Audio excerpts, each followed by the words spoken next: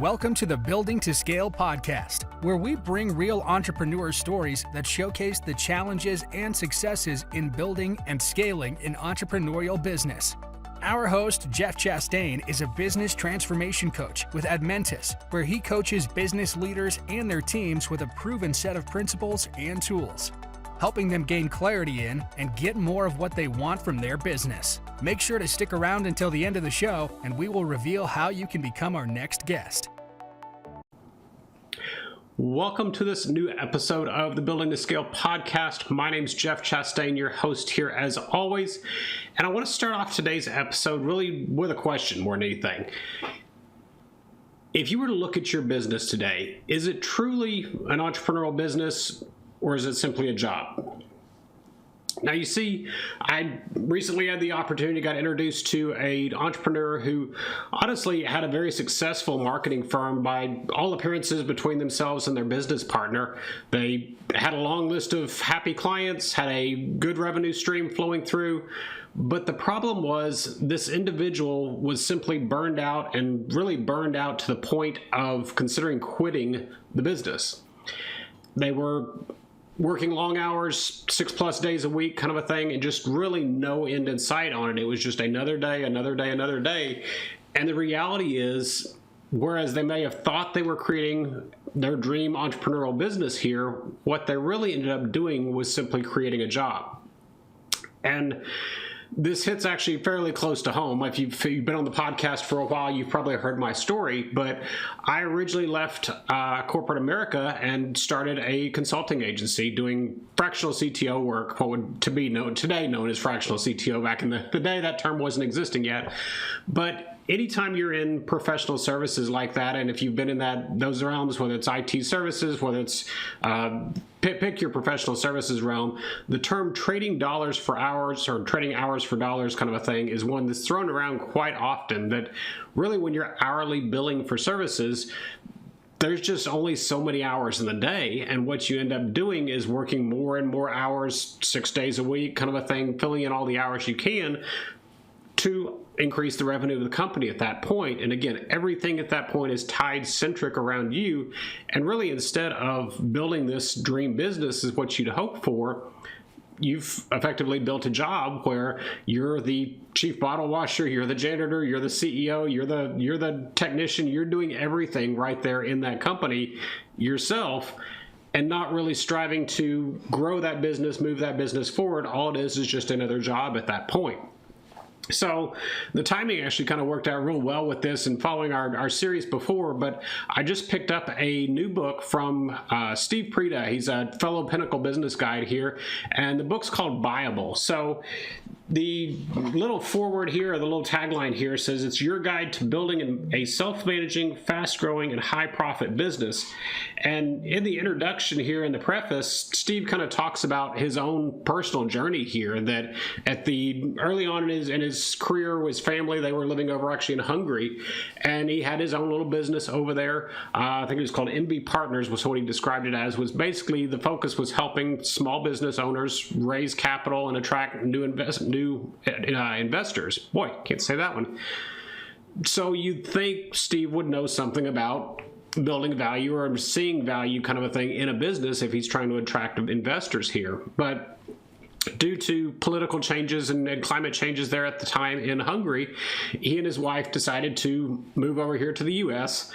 And in kind of making these plans, doing this, he was really counting on the proceeds of the sale of his business, the MB Partners business, to help establish his new foundation and his family's new foundation here in the U.S. And I'm actually going to pull this out and read directly from this for his little piece there. I'll give you a quick summary here.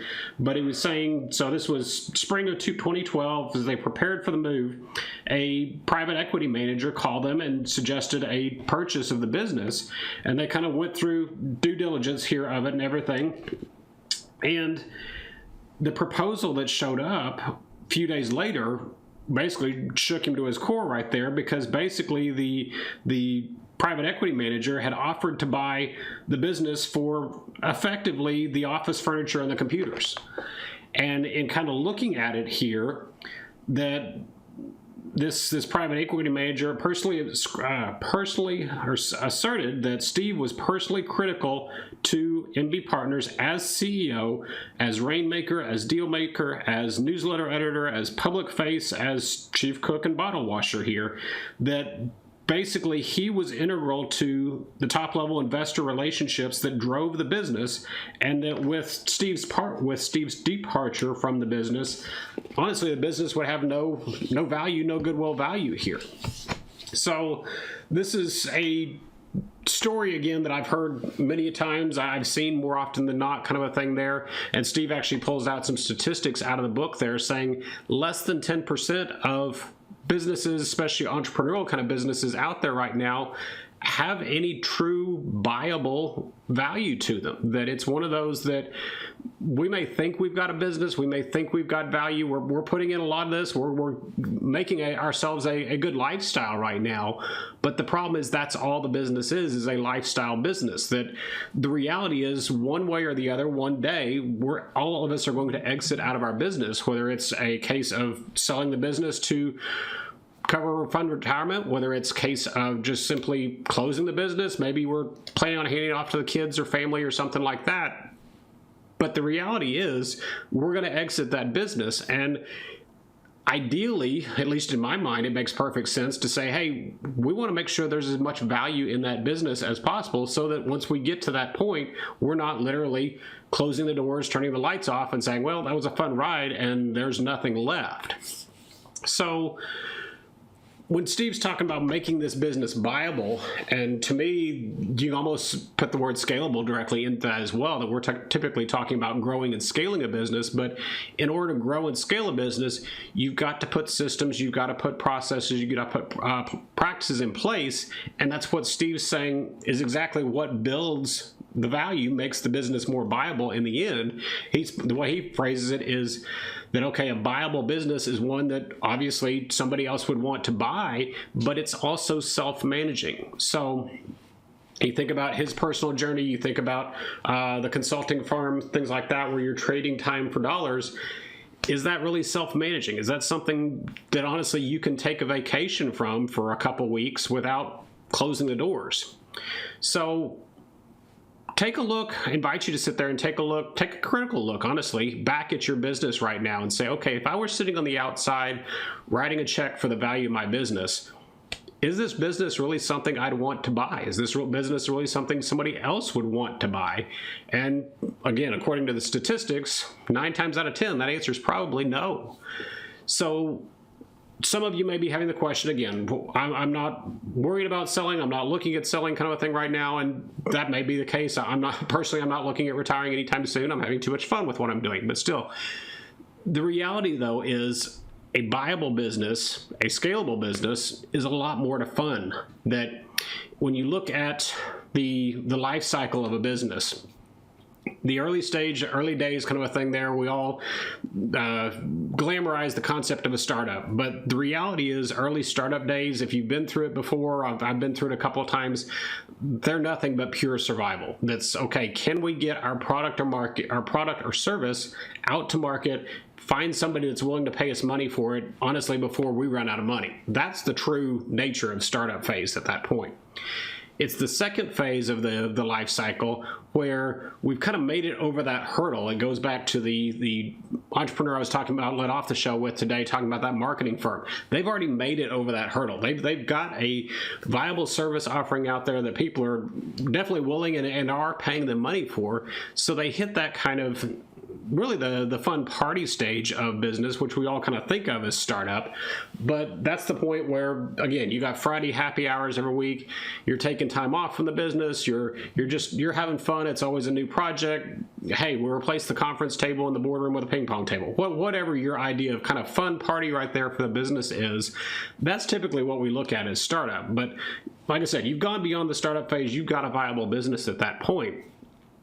What people don't sit there and see when they're in those throes of that business at that point, facing just the day-to-day operations going on of, here's a new client, oh, we need to go hire a new person on, we're going to continue growing, we're going to keep adding on, we're going to maybe add on new location, whatever the case may be. As they continue growing that, they don't see the complexities that are coming in as part of that growth.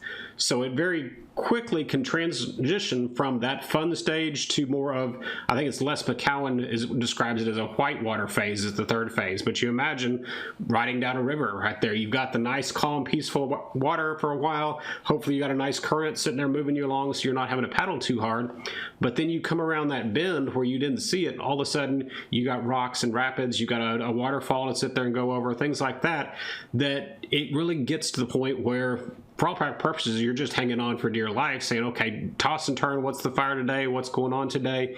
And it's that complexity that creeps into business that really starts to show up at that point, taking you back into, okay, maybe this is just a job here that I'm no longer having fun. This is no longer where we want to be. We're spending, again, too many long hours, too many long days, can't take a vacation, can't take the time off for the kids' ballet, the kids' football game, whatever kind of stuff like that. All of a sudden you're tied to this business, and everything here is just tied. Okay, there's always some fire, something else I've got to do here. So making that next step, moving that business into a systemized business that can scale, can grow, can be buyable, or is desired to be buyable. Steve actually lays it out foundationally wise here in the book. He's got 7 different foundational elements. Really ties back to, again, what we've just been talking about in the last few weeks here about systematizing your business. But the way he describes it is looking at culture first. So again, we talked about that. What's kind of that purpose of your business? How are you going to define core values? How are you going to define who you are as a business? Looking at the structure side. So again, going back into the people side, making sure you've got the right people sitting in the right seats, you've got the right structure for your business, and looking specifically at the Buyable aspect of this, or the transition aspect. You've got the people, the leadership that you're sitting there grooming that can potentially take over for you, or at least, very least, handle their aspect of the company. So you've got somebody in charge of marketing, you got somebody in charge of sales, somebody in charge of operations. They understand what goes into operations, what's going on in operations, so that you're not having to be that final point of contact, that final answer. Again, if you wanted to simply take 2 weeks vacation, take a month off with the family in the summer, you could. And these individuals, you've groomed them, you've trained them to the point from a leadership perspective, they can keep running the business without you being there. And this is really one that's going to be key to that end buyable result right there. So you got, again, he outlined culture, structure, vision. Again, that's just looking at that strategy to say, okay, where are we going? What's our pinnacle? What's our long-term goal that we're aiming for? Making sure everybody's moving in the same direction. You've got that efficiency right there. Strategy side, saying, okay, now we've got that vision out there. Strategy is how are we going to sit there and reach it? What are the plans? What's the processes going into that? His fifth one, let's see if I can count here, 1, 2, 3, 4, 5, yep, is the execution side. So again, okay, we've got the vision, we've got our strategy for how we're going to get there. Now we got to go execute on that strategy, make sure everybody's working on the right thing at the right time. Again, we talked about that, I believe, here in just this last week's episode, where we were talking about, okay, how do we plan out projects, how we run projects, make sure that we've got the dashboard to sit there and figure out our execution side. Then he talks about process. So again, that goes back into our playbook kind of concept of making sure that it's the morbid example of, okay, when somebody gets hit by the bus, we don't want to lose their knowledge, lose their expertise. The nicer example is, hey, when they go on vacation, or hey, they end up moving, or something else happens, kind of a thing there. Again, we want our business to be process driven. We want our business to be systems driven, because that's what a outside buyer is going to want. They want to buy a machine that can sit there and keep running. They don't want to buy the knowledge in your head, or even for that matter, the knowledge in your team's head, because your team may follow you with the buy, or may exit with the buy. They want a business machine that will keep operating, keep generating them profit at that point going forward. And then the last piece of his foundation he looks at is simply the alignment. Again, making sure everybody's aligned behind our vision, behind our strategy, making sure that everybody's pulling in the same direction so that we can reach those goals, reach those objectives there. So it's really just, like I said, a good follow-on from what we've been talking about the last few weeks, but just a different perspective. Rather than looking at just purely scale and growth of the business, also look at what that end goal is. Look at where that end goal for you personally is, to say, okay, what do I want from this business long term? What's my end succession kind of plan there to say exit the business? Because the reality is, like I said, we're going to exit the business. It would be much more ideal if we could exit the business in a profitable manner, pay for retirement, pay for the kids, the grandkids' education, whatever your goal is at that point, giving back to charity kind of a thing. Well, whatever you want that end goal to be right there, that's what we want to aim this business for, not just to be another job to go to every single day at that point. So a couple more things you can think about. I'll put the links, the information here for the book Buyable by Steve Preda right here in the show notes here to where you can go check it out. I'm sure he would appreciate it. But yeah, just a little bit different perspective on what we've been talking about for a while. Second, I want to wrap up here real quick here. Last week we rolled out the Building to Scale Mastermind program here, really aimed at you as the small business entrepreneur, that early stage entrepreneur kind of a thing there that's just trying to kind of figure out, okay, how do I sit here and grow, scale, build this business in this context, build value in this business, and give that kind of peer counsel, peer board of advisory group that we keep hearing about from all the guests we've had on the podcast, where they've said, okay, this was really the turning point for my business, was when I had this outside coach, this outside group, this outside board of advisors here. So really putting those two components together for business owners like you. But specifically right now, what I wanted to mention is we've got a workshop coming up here on July 15th at noon. So a couple weeks from now, actually a week after. So coming up pretty quick here. But in that workshop, 4 keys to successfully growing an entrepreneurial business is the title of it. But what we're going to do simply is break down the curriculum of the Building to Scale Mastermind program. And whether you decide to join the program or not, with this workshop, we're actually going to give you 4 of the tools here that we've been talking about over time, specifically with the goals of, again, helping you identify who your top players are on your team, or if you don't have a team yet, helping you identify, okay, what do I want in a top player? How do I go out and find that top player right there when I'm hiring, when I'm trying to grow? The second one is looking at helping you clarify your purpose and your culture. Again, going back to those core values, building out, okay, what is our culture? How are we going to define this from a company perspective? Third one, we're going to sit here and start helping you build out your playbook, your processes, your systems, things like that. Figure out, okay, how do we systematize this business, again, so I can scale it, so I can have value into it. And then the fourth one here is really looking from a strategy standpoint to say, okay, how do we document and define out our strategy such that it's clear? Again, we can get everybody aligned, everybody bought into that. So again, whether or not you join the mastermind program, we're going to give those four tools away at the workshop here coming up here in a couple of weeks. And then in addition to that, if you attend for all the attendees of the live workshop there, we're going to give a complimentary 30-minute conversation to where we can literally sit down and talk about the tools themselves, how to go about implementing them in your business, answer any questions you might have, or simply talk through an issue that you've got going on in business right now, whatever makes the most sense for you at that period of time. And then again, even if you can't make the actual date, I know everybody's busy, go ahead and register there, and we'll send you all the recording and all the tools there, so you can still have those resources to sit there and use in your business going forward. So again, that link will be right down below in the show notes as well. Check out that registration today. Make sure you go ahead and take care of that, because I know, hey, life gets busy, email gets busy, etc. You'll forget about it. Go ahead and jump on that form, real quick registration form right now. Take that first step here on really gaining clarity and turning your job of a business into a real growth-oriented entrepreneurial business. So in the meantime, take care. We'll talk again soon. Thanks for listening to this episode of the Building to Scale podcast. If you would like to share your entrepreneurial business growth story, please visit buildingtoscale.com/guest. If you got something out of this interview, would you do both us and our guest a favor and share it on your social media accounts? Don't forget to hit subscribe in your player so that you don't miss any future episodes, and make sure to reach out to Jeff Chastain on any of the major social media networks, or check us out at admentis.com.